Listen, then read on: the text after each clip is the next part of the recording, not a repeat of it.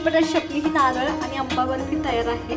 आंबा आणि नारळ बर्फी तर पहा अप्रतिम झाली, अगदी मऊ लुसलुशीत होते, खूप सुंदर होते, चवीला पण अप्रतिम लागते। त्याच्यामुळे नक्की ट्राय करा। आवडले असेल तर लाईक करा, शेअर करा आणि सबस्क्राईब करा। मँगो बर्फी बनवतोय त्याच्यासाठी मी इथे कढई घेतली आणि त्याच्यात मी दूध ऍड करून घेतली। इथे मी जवळजवळ अर्धा लिटर दूध घेतलंय।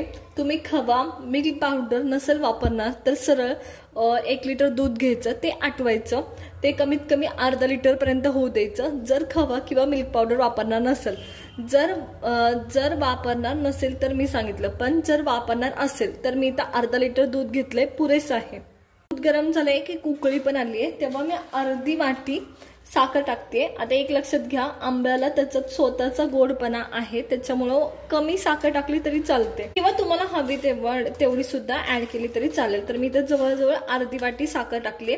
साखर टाकल्यानंतर सुद्धा आपल्याला एक उकळी आणून घ्यायची आहे। दुधाला सुद्धा उकळी आली आहे, तर मी ह्याच्यात जे आपलं डेसिकेटेड कोकोनट होतं ते घेतले आणि ते मी ऍड करते। तर इथं माझ्याकडे जवळ 1 वाटी डेसिकेटेड कोकोनट आहे। तुम्हाला बारीक गॅसवर हे ऍड करत हलवत राहायचंय आणि गुठळ्या होऊ द्यायच्या नाही, शक्यतो होत नाहीत कोकोनटच्या गुठळ्या, कंटिन्युअसली हलवत राहायचे तुम्हाला। जवळ अर्धा लिटर दूध घेतलं होतं, सगळं हे मिक्स करून घेतलंय खोबरं। आता मी इथं अर्धा लिटर दूध याच्यासाठी वापरलं की याच्यात मी मिल्क पावडर वापरणार आहे। दुसरी गोष्ट, तुम्ही जर मिल्क पावडर खवा किंवा आणखी काही प्लस वापरणार नसेल तर तुम्हाला 1 लिटर दूध घ्यायचे, ते आटवायचे, ते अर्धा लिटर करायचे। तर हे आता कंटिन्युअसली हलवून घ्यायचं या पद्धतीने आणि 5 मिनिटं तुम्हाला तरी परतून घ्यायचं, एवढं लक्षात ठेवा, जेणेकरून ते दूध त्या नारळाने पूर्ण शोषलं पाहिजे। हे मी 5 ते 10 मिनिटं कंटिन्युअसली हलवून घेतले आणि पहा बरंचसं थिक होतं, नारळ खूप दूध शोषून घेते, एवढं घ्या, लक्षात घ्या। खोबरं व्यवस्थित मी परतून घेते। दुसऱ्या त्या साईडला आपण मँगो पल्प आहे आपला, तो थोडासा परतून घेणार आहे 1-2 मिनिटासाठी, जास्त नाही। तर चला, जेणेकरून त्यातलं पाण्याचा अंश थोडासा मरावा याच्यासाठी मी दुसऱ्या साईडला मँगो पल्प घेतलाय आणि ह्याला आपल्याला परतून घ्यायचंय। चला व्यवस्थित परतून घेऊया। मग मँगो पल्प आहे आणि मी तो कंटिन्युअसली हलवून परतून घेते आपला। तर या पद्धतीने 5 ते 10 मिनिटं लागतात व्यवस्थित व्हायला। बारीक गॅस केलाय मी। मँगो पल्प व्यवस्थित परतून घेतलाय। आता आपण हे गरमच, कारण दूध पण ऑलरेडी आपलं गरमच आहे, म्हणून मी गरमच त्याच्यात ऍड करून घेते। मँगो पल्प मी आता आपल्या खोबऱ्याच्या मिश्रणात आपण ऍड करून घेणार आहोत। चला तर मग करून घेऊया। खोबऱ्याचं मिश्रण बघा बरंचसं थिक झालंय, थोडंसं मॉइश्चर आहे आणि मँगो पल्प ऍड केल्यानंतर आणखी मॉइश्चर होईल। तर पहा या पद्धतीने कंटिन्युअसली हलवलंय मी। जेव्हा दूध ऍड केलं तेव्हा पूर्ण शोषून घेऊ दिले खोबऱ्याला दूध, आणि साखर पण आपण आधीच टाकली होती या पद्धतीने। तर चला आता मँगो पल्प ऍड करून घेऊया।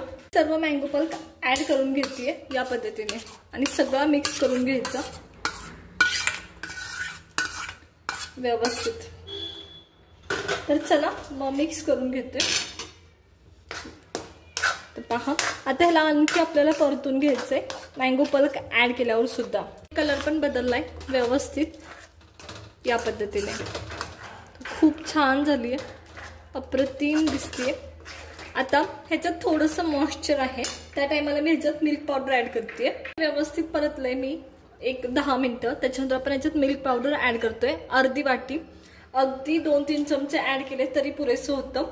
तुम्हाला कितपत गरजेची आहे, कितपत मॉइश्चर आहे हे त्याच्यावर अवलंबून असतं। तर या पद्धतीने तर पहा लगेच बर्फी ठीक व्हायला सुरुवात होते। हे तुम्हाला असंच परतून घ्यायचंय, व्यवस्थित मिक्स करून घ्यायची आहे मिल्क पावडर तुमची या पद्धतीने। आणि एकदम मॉइश्चर कमी करायचं, ह्याच्यात अजिबात मॉइश्चर नसलं पाहिजे या पद्धतीने। आता तुम्हाला परतून घ्यायचंय कंटिन्युअसली हलवत। मिल्क पावडर ऍड केल्यानंतर मी ह्याच्यात 2 चमचे तूप ऍड करते। तर चला मी करून घेते। 1 चमचा केला, हा दुसरा चमचा ऍड केला। आता व्यवस्थित हलवून घ्यायची तुम्हाला कंटिन्युअसली परत आणि परतायची। बर्फीचं मिश्रण व्यवस्थित थिक झालं, मी तुम्हाला दाखवते या पद्धतीने। व्यवस्थित थिक झालं, एक थिकनेस आला की साईडला काढून घ्यायची ताटामध्ये। तर चला आता ह्याला एक व्यवस्थित थिकनेस आलाय आणि मी साईडला काढून घेते। चला तर करून घेऊया मग पटकन साईडला काढून। मी ते सेपरेट एक ताट काढून घेतले आणि आपण बर्फीचं जे सारण आहे ते साईडला काढून घेतोय। बर्फीचं सारण जे होतं आपलं ते साईडला काढून घेते। सारण सगळं साईडला काढून घेतले मी आणि आपण हे पसरून घेतो व्यवस्थित। एक संद पसरायचं म्हणजे एकसारख्या वड्या पडतील। व्यवस्थित सेट करून घेतले। त्याच्यात मी थोडेसे ड्रायफ्रुट्सचे काप जवळ टाकते, पिस्ता जास्त करून छान दिसतो ग्रीनिश कलर या पद्धतीने। तर पहा आता थंड होऊ देऊया। बर्फीचं बॅटर होतं ते व्यवस्थित थंड झालंय, बर्फीचं जे सारण होतं तर हे कट करून घेते। आता हे थंड होणं खूप महत्त्वाचं मी तुम्हाला सांगते। हवं असेल तुम्हाला गरज वाटली तर फ्रीजमध्ये ठेवा थोडा वेळ, कारण थंड होऊन झाल्यावरच मग व्यवस्थित काप पडतात। तर मी इथे हे कट करून घेते या पद्धतीने। चला तर मी सगळं कट करून घेते। आधी कट करून घेतले आणि मी काढून दाखवते कशी झाली। आधी लूज करायची थोडं, नाही तर तुटते। तर पहा अप्रतिम झालीये, हे पहा या पद्धतीने। चला तर मग मी सगळं बर्फी अशाच काढून घेते। आता झटपट अशी आपली ही नारळ आणि आंबा बर्फी तयार आहे। आंबा आणि नारळ बर्फी तर पहा अप्रतिम झालीये, अगदी मऊ लुसलुशीत होते, खूप सुंदर होते, चवीला पण अप्रतिम लागते। त्याच्यामुळे नक्की ट्राय करा। आवडले असेल तर लाईक करा, शेअर करा आणि सबस्क्राईब करा।